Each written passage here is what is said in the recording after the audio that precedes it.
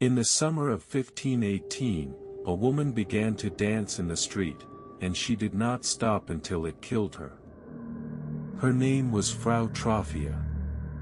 She lived in Strasbourg, a crowded, walled city on the edge of the Holy Roman Empire. One warm July morning she stepped out of her narrow house and began to move. There was no music. No wedding, no feast, no festival. She simply danced, arms twisting, feet pounding the dirt, while her neighbors leaned out of windows to watch. At first they laughed. A woman dancing alone is a comedy.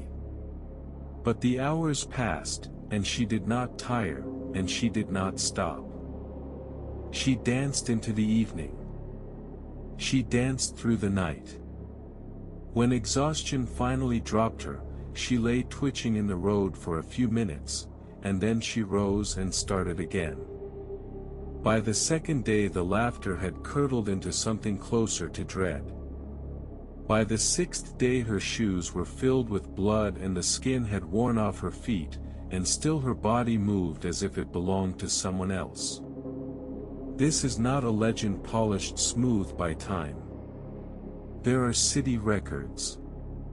There are the written opinions of physicians who were summoned to examine her. There are council minutes, set down in real time by frightened officials who had no idea what they were looking at. The dancing plague of 1518 is one of the best documented mysteries in all of European history. Think about that word, documented. This was not whispered around a fire generations later. Clerks wrote it down while it was still happening, because they needed it on the record. They needed someone, anyone, to make sense of it. They could not. And the more they wrote, the stranger it became. And here is the part that should unsettle you. Frau Trophia was not an ending. She was a beginning. Within days, others in Strasbourg began to dance too. Not in celebration, they had no wish to. Survivors later described it as an affliction, a compulsion, their arms and legs moving without their permission, their bodies hijacked by a force they could not name or fight. One by one, then in clusters, the citizens fell into the same trance. By the end of the first week, some 34 people were dancing in the streets. Within a month, the chroniclers counted around 400. 400 people, spinning and staggering through the lanes of a single city, unable to stop, and beginning to die where they fell. And Strasbourg was not even the first. Along the Rhine and the Moselle, chroniclers had recorded outbreaks like it before. In 1374, whole crowds had danced and screamed and thrown themselves about in town after town, claiming they saw visions, begging to be freed. The pattern was old. But no one who lived through 1518 seems to have understood that they were only repeating it. Now think about what a place does when it faces something it cannot explain. It does not reach for the truth. It reaches for the story it already believes. And in 1518, the men who governed Strasbourg reached for a story, and made a decision that turned a strange event into a slaughter. They decided the cure for dancing was more dancing. The city summoned its physicians, and the physicians ruled out the supernatural. This was not the work of the devil, they declared, and it was not a sin to be punished. It was medicine. It was hot blood, an overheating of the body, according to the humoral theory of the age. And there was only one way, they reasoned, to cool a fever of the blood: let it burn itself out. Let the afflicted dance until the sickness broke and the body returned to balance. So the city did not try to stop them. The city helped them dance. The authorities cleared 2 guild halls to make room. They erected a wooden stage in the open air near the horse market. They hired pipers and drummers and paid them to play, hour after hour, to keep the rhythm alive. And when the dancers began to buckle and collapse, the council hired strong, healthy men to lift them back onto their feet and move their limbs for them, to keep them going. Read that again. The government looked at people dying of exhaustion in the street, and gave them a live band and a stage. It was not cruelty. That is the hardest thing to accept. These were not monsters, they were reasonable men applying the best science they had. They genuinely believed that stopping the dancers would trap the sickness inside them and make it worse. Every step they took toward catastrophe felt, in the moment, like mercy. The result was exactly what you would fear. The music drew crowds. The crowd swelled the frenzy. The spectacle itself spread the affliction to new victims, who watched and then joined. And the dancers already trapped in it now had a beat to obey, so they danced harder, longer, deeper into ruin, cheered and steadied by the very institution meant to save them. According to the accounts that survive, at the peak of that summer as many as 15 people were dying each day. Strokes. Heart attacks.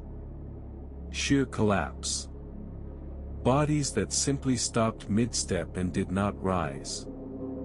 The people of Strasbourg stood and watched their neighbors dance themselves into their graves, and could not bring themselves to see that their own remedy was the thing pushing them in. So what was actually happening? For 500 years, people have argued over it, and the theories tell you as much about us as about them. Some blamed poison. A fungus called ergot grows on damp rye in wet years, and eaten in bread it can cause convulsions, burning skin, and vivid hallucinations. It is a real horror, but it does not fit. Ergot chokes the blood supply to the arms and legs, it makes movement an agony, and the victims of it do not spring up and dance for days on end. Others have blamed secret cults or staged performance. None of it holds together against the records. The answer most historians now accept is quieter, and far more disturbing. The plague was not in the bread. It was in the mind. To understand it, you have to understand what 1518 felt like in Strasbourg. It was a year of catastrophe. Famine had ravaged the region for months, the harvests had failed, grain prices had soared, and the poor were starving and freezing and dropping dead in the same streets where the dancing would begin. Smallpox and syphilis were moving through the population. And over all of it hung a specific, suffocating belief, the legend of Saint Vitus, a holy figure who, the Church taught, could punish sinners by striking them with a curse of relentless, uncontrollable dancing. The people of Strasbourg did not stumble into this at random. They already knew that a person could be seized and forced to dance. They had been told it their whole lives. What the city suffered has a modern name, mass psychogenic illness. When a large group shares the same overwhelming stress and the same terrifying belief, the mind can generate real, physical symptoms in body after body, with no virus, no toxin, no cause but conviction itself. Under unbearable strain, some people slip into a kind of trance, a dissociative state where the self loosens its grip and the body acts out the fear buried underneath. And in a culture certain that a curse of dancing was possible, the fear took the shape of dancing. There is a detail here that makes it almost unbearable. Many of the dancers did not want to dance. Witnesses said they wept as they moved. They cried out for help, for rest, for it to end, and their legs carried them on anyway. Their conscious minds were passengers. Whatever had taken the wheel was older and deeper than thought, and it would not let go until it had run itself out. That is the true engine of this story, and it is more frightening than any poison. Belief is contagious. When Frau Trofia's neighbors watched her dance and suffer and fall, some starved, exhausted, terrified corner of their minds whispered the same thing: it could take me next. And for a few hundred of them, it did, not because a saint had cursed them, but because they were absolutely certain that they could be cursed. The expectation became the symptom. The dread wrote itself onto their bodies. The plague was never in the water or the wheat. The plague was the crowd, fear leaping from one person to the next, faster than any disease could travel. We like to believe we stand above this. That we would have been the clear-eyed ones at the edge of the square, shaking our heads. But mass hysteria never left the human story. It only changed costume. Factory floors where dozens of workers fall violently ill and no toxin is ever found. Schools where students collapse in waves with symptoms that vanish the moment they are sent home. In 1962, in a village in Tanganyika, an epidemic of uncontrollable laughter tore through a girls' school and shut it down for months, and no one ever found a germ, because there was none to find. The mechanism is identical to 1518. Enough fear, shared by enough people who trust the same story, becomes its own reality. Ask yourself how you would tell the difference. When everyone around you is certain, when the fear is in the air you breathe and on the faces you trust, the mind does not calmly weigh the evidence. It joins. That is not a flaw in a few broken people. That is the standard equipment of being human. The same instinct that keeps a herd alive can march it off a cliff. The dancers of Strasbourg were not weak, and they were not stupid. They were ordinary people pushed past the limit of what a human mind can hold, in a world that told them their suffering was a punishment, and so their bodies obeyed the only script they had ever been given. And the men in charge did the most human thing of all. Faced with something they could not understand, they did not stop and admit their ignorance. They doubled down on the story they already believed, and built a stage for the dying. By September, the dancing faded as mysteriously as it had come. The last of the afflicted were gathered up, carried to a mountaintop shrine dedicated to Saint Vitus, given small red shoes, and led through a final ritual to beg the saint for release. Then the streets fell silent.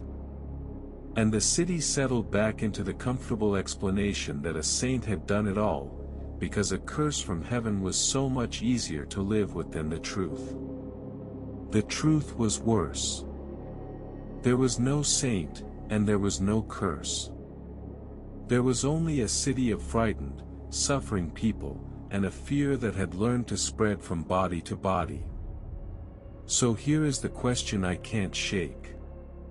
If an entire city could dance itself into the grave and never once understand why, how certain are you that the panic moving quietly through your own world, right now, is real? Follow for more.